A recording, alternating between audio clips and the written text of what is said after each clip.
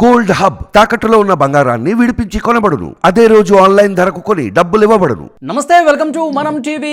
మనం ఉన్నది మన కోసం. నేను వలి. ప్రస్తుతం లైవ్ లో జాయిన్ అయ్యారు జనసేన పార్టీ రాష్ట్ర అధికార ప్రతినిధి అడ్వకేట్ రజనీ గారు. వారితో మాట్లాడదాం.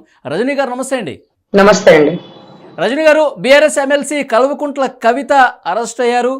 ఆమె తీహార్ జైలుకి పంపించారు అధికారులు, మనకు తెలిసిన విషయమే. 14 రోజుల జ్యుడిషియల్ రిమాండ్ విధించారు. అయితే తీహార్ జైల్లో పరిస్థితి ఏ విధంగా ఉంటుంది? ముఖ్యంగా వీఐపీగా ఉన్నారు కవిత గారు, మహిళ అందులో కూడా. సో ఎట్లా ఉంటుంది మేడం మహిళలకి తీహార్ జైల్లో? ఎలాంటి దాన్ని ఏమంటారు, సదుపాయాలు కావచ్చు, సౌకర్యాలు కావచ్చు, ఎలా ఉంటుంది? ఏం వాళ్ళ గారు, నేనేమన్నా వెళ్ళొచ్చానా లేకపోతే నాకేమన్నా ఎక్స్పీరియన్సా? అంటే ఒక తీహార్ జైల్లో ఉన్న వాళ్ళకి నేను ఎప్పుడు బెయిల్ కూడా వేయలేదండి. ఏదో మన రాష్ట్రంలో ఉండే ముద్దాయిలకి, తెలంగాణ రాష్ట్రంలో ఉండే వాళ్ళకి బహుశా వేసి ఉంటాను. ఎనీవే, తీహార్ జైలు అంటే చాలా మంది ప్రబుద్ధులు ఉంటారండి. బాగా కరడుకడ్డ తీవ్రవాదులు ఉంటారు, లేకపోతే ఇంకా కూడా ఈ డ్రగ్ మాఫియాలకు సంబంధించిన వాళ్ళు ఉంటారు, ఇదిగోండి ఈ లిక్కర్ దాంట్లో ఉన్న వాళ్ళు ఉంటారు. సో మీరన్నారు విఐపి ట్రీట్మెంట్ అని, అదే లాంటి జైలులో లల్లు ప్రసాద్ యాదవ్ గారు లాంటి కూడా ఉంటారు. వీళ్ళందరికీ స్పెషల్ ట్రీట్మెంట్ ఎలా ఇస్తారంటే, లల్లు ప్రసాద్ యాదవ్ గారు జైల్లో ఉన్నప్పుడు ఆ రబీ దేవి గారు ఎవరో ఉంటారు కదా, వాళ్ళ ఆవిడ ముఖ్యమంత్రి హోదాలో కూర్చున్నారు కదండి. అట్లాగా భార్య ముఖ్యమంత్రి కాబట్టి భర్త కొన్ని ఫెసిలిటీ ఇస్తారేమో అనేటటువంటి అపోహలు ఉంటాయి. కొన్ని వాస్తవాలు కూడా ఉండొచ్చండి. కానీ కల్వకుంట్ల కవిత గారు మాత్రం అందరిలాగే వైట్ సారీ కట్టుకోవాల్సిందే, అందరిలాగే మొక్కలకి నీళ్లు పోయాల్సిందే, అందరిలాగే ఆవిడ గిన్నె పట్టుకుని ఆవిడ లైన్ లో నుంచొని భోజనం పెట్టించుకోవాల్సిందే. రజనీ గారు ఏదైనా పని చెప్తే తూచా పాటించాల్సిందేనా?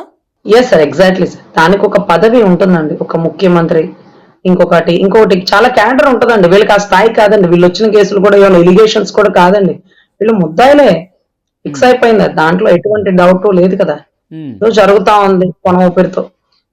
అంతకు ముందు ఒక ఆయన వెళ్ళారు చూడండి, ఢిల్లీలో డిప్యూటీ సీఎం గారు వెళ్ళారు, మనీష్ సిసోడియా గారు. అవును, ఆయన కూడా వైట్ అండ్ వైట్ డ్రెస్ వేయించి చక్కగా మొక్కలకి నీళ్లు పోపించి ఆ కింద గడ్డి బీకిచ్చి వాళ్ళ కింద వాళ్ళు పట్టుకుని లైన్లో నుంచొని వాళ్ళ వస్తువులు ఏదైతే వాళ్ళే శుభ్రం చేసుకోవాలి, వాళ్ళ బట్టలు వాళ్ళే ఉతుక్కోవాలి, పెట్టింది తినాలి, ఎక్కువ తక్కువ మాట్లాడకూడదు, మాకు ఫోన్ ఇవ్వండి, మా నాన్నగారితో మాట్లాడుకోవాలి, కల్వకుంట్ల కేసీఆర్ తో వీడియో కాల్ చేయాలి, కేటీఆర్ గారు రోజుకొచ్చి మాట్లాడాలి, ఇవన్నీ ఉన్నదండి. ఏ సార్, ఫోన్లు చేతికిచ్చి మాట్లాడుకునేంత సౌకర్యం ఉండదులే అంటున్నా. మీరు అన్నారు కదా విఐపి ట్రీట్మెంట్ అంటే, ఇంకేం ఎక్స్పెక్ట్ చేస్తున్నారు? ఏసీ బెడ్ ఏమైనా ఎక్స్పెక్ట్ చేస్తున్నారండి? లేకపోతే బిర్యానీ పొట్ల ఏమైనా పార్సల్ వస్తాయి అనుకున్నారా? సో అవే ఉండవండి. ఈ రోజు మీరు గుర్తుంటే 52 రోజులు జైల్లో ఉన్న చంద్రబాబు గారికి ఆయనకు ఉండేటటువంటి స్కిన్ డిసీజ్ వల్ల హెల్త్ కండిషన్ బాగాలేదు, ఏసీ పెట్టించడానికి 100 సార్లు కోర్టు చుట్టూ తిరిగి ఫెసిలిటీస్ గురించి అడిగారు. అది కూడా ఏసీ పెట్టలేదు, అప్పటికప్పుడు ఏసీ పెట్టడం అవ్వదు, కూలర్ ఫెసిలిటీ కల్పిస్తున్నాం అన్నారు. వేడి నీళ్ళు ఇవ్వండి, దోమలు కుడుతున్న ఇజ్జట్ పెట్టండి, ఇవన్నీ ఏం అడగలేదండి. సో ఒక వ్యక్తి కఠినమైన ప్రదేశానికి వచ్చినప్పుడు కఠినమైన పరిస్థితుల్లోనే అనుభవించాలండి, దాంట్లో ఎటువంటి సందేహం లేదు. ఇంతకుముందు మీరు అన్నారు మొక్కలకి నీళ్లు పోయాల్సి వస్తుందని. అంటే ఇంకా ఎలాంటి పనులు ఉంటాయి మేడం? ఒక మహిళకి ఎలాంటి బాధ్యతలు అక్కడ ఇస్తారు?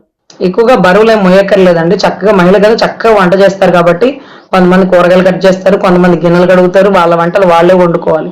వాళ్ళకేం చెఫ్లు గిఫ్లు ఉండరండి. వాళ్ళు వంట ప్రతి దాంట్లో సహాయ సహకారాలు అందించాలి. అదే రకంగా వాళ్ళకి జైల్లోంచి బయటికి వెళ్ళాక కొంత వాళ్ళు పనులు చేసుకోవాలి కాబట్టి కొంతమందికి చెక్క పని నేర్పిస్తారు, కొంతమందికి బొమ్మలు చెక్కించడం, కొంతమందికి కుండ పనులు, కొంతమందికి ఇంకా ఇంకా అన్ని. బట్ ఈ కల్వకుంట్ల కవిత గారు ఏం అడుగుతారంటే, నాకు కొంచెం కంప్యూటర్ ఇవ్వండి, లేకపోతే నాకు కొంచెం ఫెసిలిటీస్ ఇవ్వండి, నేను కొంచెం లైబ్రరీకి వెళ్తాను, కొంచెం గ్రాఫ్ సబ్జెక్ట్ నేర్చుకుంటాను అంటారు. సో గూగుల్లో ఏమన్నా సబ్జెక్ట్ నేర్చుకునేది ఉంటే నేర్చుకోవచ్చు. మన స్కిల్ డెవలప్మెంట్ అంటూ కొన్ని సెంటర్లు పెట్టారు చూడండి, అది గౌరవ చంద్రబాబు గారు జైల్లో కూడా పెట్టారు. స్నేహ బ్లాక్ లో కూడా స్కిల్ డెవలప్మెంట్ సెంటర్స్ ఉన్నాయి. అట్లా ఆ మాదిరిగానే తిహార్ జైల్లో కూడా చాలా ఫెసిలిటీస్ ఉంటాయండి. వృత్తి విద్యలు అంటారు, ఇవన్నీ కూడా నేర్చుకునే అవకాశం తిహార్ జైల్లో ఉంటది. కానీ మీరు చెప్పినట్టుగా విఐపి ట్రీట్మెంట్ 100% ఆవిడకి అందకపోవచ్చు. ఆవిడ అందరి ఖైదీలాగే వైట్ అండ్ వైట్ ఆవిడ పనులు ఆవిడ చేసుకోవాలి, మొక్కలకి నీళ్ళు పోవాలి, ఆవిడ గిన్నె పట్టుకుని ఆవిడ క్యూ లైన్ లో నుంచోవాలి. సో వీటన్నిటికంటే మించి అక్కడ లోపల కొంత ఫెసిలిటీ ఉంటదండి. సైకియాట్రిస్టులు ఉంటారు, వాళ్ళు మానసిక వ్యధతో గురవుతారు, పిచ్చి వాళ్ళు అయిపోతారు, ఇంకోటి అంటూ ఎందుకు తప్పు చేశారు, మళ్ళీ తప్పు చేయకూడదు, అరే ఎంత సిగ్గుతో ఉన్నారు, ఇలాంటి తప్పు మళ్ళీ చేస్తారా అంటూ వాళ్ళ మైండ్ కౌన్సిలింగ్ కోసం అంటూ సైకాలజిస్టులు పెడతారు. మానసిక వైద్యానికి సంబంధించిన ఈ అవసరం కూడా పడవచ్చు అంటారా? అంటే మనం మొదటి రోజు చూసుకుంటే కనుక కొంత సమాచారం వస్తుంది, ఎక్కువగా శూన్యంలో చూస్తూ తీవ్రంగా ఆలోచిస్తున్నారు కవిత గారని, ఎక్కువ ఆలోచనలోనే గడుపుతూ ఉన్నారంట, సరిగ్గా ఇంటి నుంచి వచ్చిన భోజనం కూడా తినట్లేదని చెప్పి ఒక సమాచారం అయితే మొదటి రోజు వచ్చింది. ఏది ఇంటి నుంచి వచ్చిన భోజనమా? Yes yes. తిహార్ జైలుకి ఎవరింటి నుంచి పంపిస్తున్నారండి భోజనం? కల్వకుంట్ల కవిత గారికి తెలంగాణ నుంచి తిహార్కి భోజనం పంపిస్తున్నారా? ఇవన్నీ పిచ్చ మాటలండి. ఇంకా శూన్యంలో చూడక ఆకాశంలో చూస్తుందా? ఆకాశం కనపడుతుందా? కనపడదుగా. చూడండి, ఎక్కడ చూసినా ఒకసారి ఒక పదవి ఇచ్చినప్పుడు ప్రజలు ఎంత నిజాయితీగా చేయాల్సినటువంటి వీళ్ళు ఈ రోజు ఎట్లాంటి పనులు చేస్తున్నారు? ఏం కాదులేండి, కొంత కష్టపడినేవ్వండి. ఆ కష్టం నుంచి కొన్ని విలువైన విషయాలు కూడా వీళ్ళకి బయటకి తెలుసుకుంటారు. దాని తద్వారా ఏది తప్పు ఏది ఒప్పు, నాన్నగారు ఉన్నారు కదా అని విచ్చలవిడిగా రెచ్చిపోతే ఇదే పరిస్థితి. నాన్న లేకపోతే ఇంకా ఏ పరిస్థితి ఉంటది? నాన్న ఉన్నాడు కాబట్టి, కేటీఆర్ గర్జిస్తున్నాడు కాబట్టి మళ్ళీ ఢిల్లీ ఫ్లైట్ ఎక్కి కాళ్ళ వేళ పట్టుకుని నన్ను బయటకి తెస్తారులే. చచ్చా, ఇదేమి కర్మ, ఏం బతికినాను, ఏం బతకాల్సి వస్తుంది అంటే నాకు అప్పుడు అనిపిస్తుంది అండి. గావిరా రత్నపల్లి గుంటూరు పరిసర ప్రాంతాల్లో పాపం సొంత ఇల్లు కూడా లేదండి, కొంత ఆస్తులు ఏమి కూడా పట్టుకోలేకపోయారు. ఇలాంటి నిజాయితీ పరులు పుచ్చలపల్లి సుందరరెడ్డి గారు, తరిమల నాగిరెడ్డి గారు, వీళ్ళందరూ కూడా ఏమీ దాచిపెట్టుకోలేదండి. కానీ ఒక మంచి పేరు సంపాదించుకుని వెళ్ళిపోయారు. వీళ్ళు మాత్రం కుప్పలు వెనకేసుకొచ్చి మంచి మంచి పదవులు, కుటుంబ కథా చిత్రం అండి. నాన్నకో పదవి వస్తే చెల్లెలకో పదవి వచ్చినట్టు, నాన్నకో పదవి వస్తే అన్నకో పదవి వచ్చినట్టు.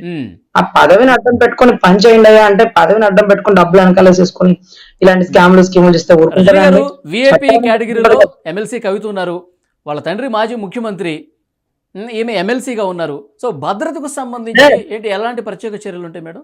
పల్లి గారు, ఎమ్మెల్సీ రాష్ట్రానికేనండి, దేశానికి కాదు. రాష్ట్రానికి. అక్కడ కేసు ఏంటి? రాష్ట్ర జైల్లో ఆ పాయింట్ ఆఫ్ వ్యూలో చెప్తాను. ఆఫ్ కోర్స్ అది ఈడీ కేసులో, సిబిఐ కేసులో వారు ఎవరనేది ఎవరు చూడరండి. ఈ రోజు ఒక పోలీస్ స్టేషన్ లో ఒక ఎమ్మెల్యే కొడుకు వెళ్తే ఎస్ఐసిఏలు మనోడే కాబట్టి మర్యాదలు ఇచ్చి కుర్చీ వేసి కూర్చోబెట్టి, బాబు యాంటిసిపేటరీ బెయిల్ వచ్చే వరకు దాక్కొని ఉండేయా, అది అయిపోయాక బెయిల్ వచ్చాక ఆ బెయిల్ తీసుకొని అప్పటి వరకు మేము పట్టుకోవాలంటూ రాచ మర్యాదలు ఎవరండి? ఈడీ కేసులు, సిబిఐ కేసులు రాజ్యాంగం ప్రకారం ప్రతి ఒక్కరూ సమానమే. తిహార్ జైల్లో ఉన్న కవిత గారైనా ఇంకొకరైనా ఎవ్రీథింగ్ ఈజ్ ఈక్వల్ అండి. సో మీరు దాంట్లో ఎమ్మెల్సీ కవిత గారికి రక్షణ కల్పించాలి, ఎమ్మెల్సీ కవిత గారికి స్పెషల్ ఫెసిలిటీ, ఎవరి ఎమ్మెల్సీ? అసలు అక్కడ తిహార్ జైల్లో ఇవన్నీ తెలియదండి. ఇంతకంటే పైలు వాళ్ళు వస్తారు. మనీష్ సిసోడియా రాలేదా అండి? డిప్యూటీ సీఎం కంటే పెద్ద పోస్ట్ ఎమ్మెల్సీ. వీళ్ళందరూ పెద్ద మొత్తంలో అక్కడికే కదా మేడం, తిహార్ జైలుకి కదా వచ్చేది. హేమంత్ సోరెన్ వచ్చారండి. వాళ్ళ ప్రాణాలు హేమంత్ సోరెన్ వచ్చారు, కేజ్రీవాల్ గారు వస్తున్నారు, మనీష్ సిసోడియా గారు వచ్చారు, లల్లు ప్రసాద్ యాదవ్ గారు వచ్చారు. ఎవరు సార్ వీళ్ళందరూ? అంతకు మించిన పోటుగాళ్ళు తోపులు ఎవరు ఉండరండి. వాళ్ళనే నార్మల్ ట్రీట్మెంట్ ఇస్తారు తిహార్ లో. రాజమండ్రి సెంట్రల్ జైల్లో, ఇంకొకటి చర్లపల్లి జైలు అంటే ఏదో మన తెలంగాణకు తెలిసిన వాళ్ళు ఉంటారు కాబట్టి ఏదో కప్పెట్టేయచ్చు. ఈడీ కేసులు అండి బాబు ఇవి, సిబిఐ కేసులు.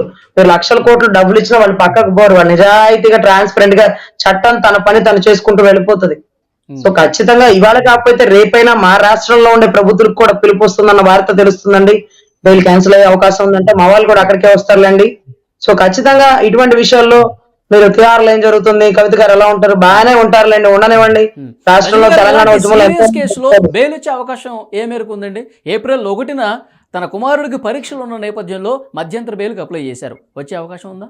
ఇప్పుడు ఈవిడికి ఈ పరిస్థితిలో ఉన్నారని కొడుకు మనస్తాపానికి గురై పరీక్ష సరిగా రాయలేకపోతున్నాడు కాబట్టి దయచేసి నాకు బెయిల్ ఇస్తే నేను నా బిడ్డకి ధైర్యాన్ని చెప్పి నా మీద ఎటువంటి ఎలిగేషన్స్ లేవు నాయన, నువ్వు ఏ టీవీలో పెట్టుకొని చూడొద్దు, అంతా బానే ఉంటది, నేను బయటకు వచ్చేస్తాను అంటూ భరోసా ఇస్తారా?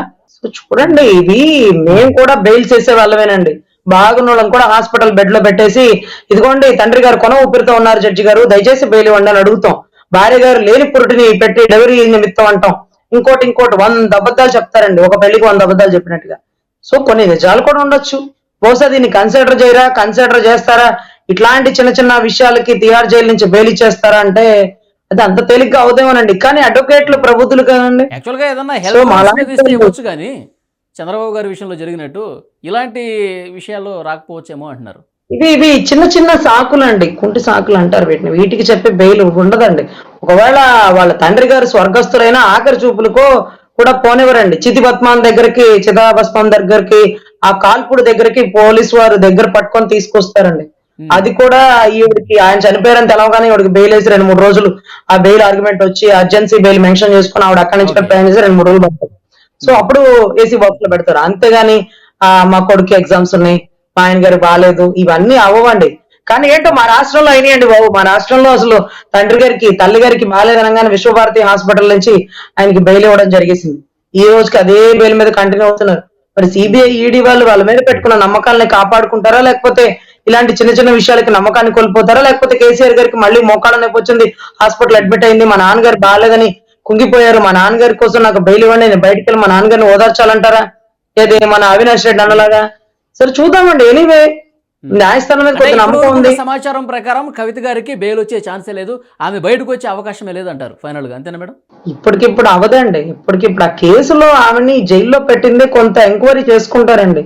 అక్కడ కొంత టీం ఉంటారు, ఆ ఇన్వెస్టిగేషన్ టీం వస్తారు ఆవిడ దగ్గరికి లోపలికి రెగ్యులర్ గా ఆమె వచ్చి ఛాంబర్ లో కూర్చోబెట్టుకొని లెక్కర్ లో ఫస్ట్ ఏ రోజులో మీరు తీసుకున్నారు, ఎప్పుడు పార్ట్నర్స్ ఏంటి, ఎప్పుడైతే గవర్నర్ ఇన్వాల్వ్ అయ్యారండి ఈ కేసు గమనించండి. ఢిల్లీ గవర్నర్ ఇన్వాల్వ్ అయ్యి ఒక లిక్కర్ లో ఒక పాలసీ తీసుకొచ్చారు, దానివల్ల నష్టం జరుగుతుంది, అసలు ఆ పాలసీ డీటెయిల్స్ ఏంటి తెలుసుకుందాం, నా ముందు పెట్టండి అంటే ఆ లిక్కర్ పాలసీనే క్యాన్సిల్ చేసేసిన కేజ్రీవాల్ గారు. దాంట్లో ఉన్నటువంటి వీళ్ళ టీము మాగంటి గారు ఇంకా కొంతమంది ఎవరెవరో ఉన్నారని చెప్పారు చూడండి.